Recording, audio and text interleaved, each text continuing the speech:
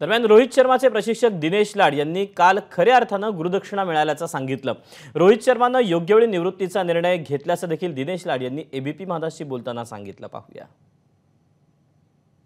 रोहित शर्माचे बालपणीचे प्रशिक्षक दिनेश लाड सर आहेत। सर, काय सांगाल?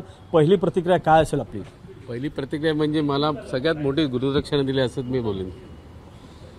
आज जगातला मी सगळ्यात श्रीमंत माणूस झाला असं मला वाटायला लागलं, कारण ज्या मुलाला मी लहान असताना बघितलेलं तो मुलगा भारताचा कर्णधार होऊन 130 करोड जनतेला त्यांनी जे खुशी दिली आहे त्याच्याबद्दल काहीच बोलू शकत नाही। म्हणजे शब्द मी माझ्याकडे काय मला काही समजत नाही मी काय बोलू शकतो आज, पण एवढंच आहे की आज सगळ्यात मोठी गुरुदक्षिणा मला त्यांनी दिली असं वाटतं। सगळीकडे आनंद आहे, पण T20 मधून रोहित शर्मा आणि विराट कोहलीने निवृत्ती घेतलेली आहे, त्याकडे कसं बघता आपण?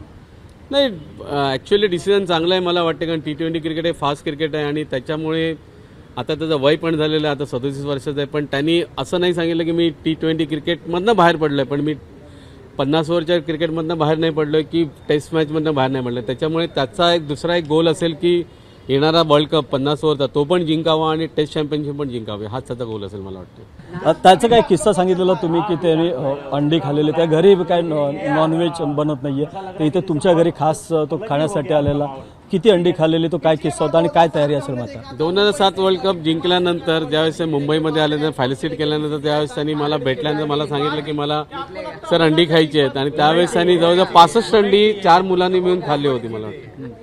रोहित शर्माला काय शुभेच्छा द्याल आपण? रोहित शर्माला शुभेच्छा देईन, येणारा 50 ओव्हरचा वर्ल्ड कप आणि टेस्ट चॅम्पियनशिप जिंकून परत 130 लोकांना जनतेला खुश करावं।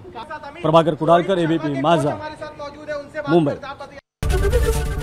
एबीपी माझा, उघडा डोळे बघा नीट।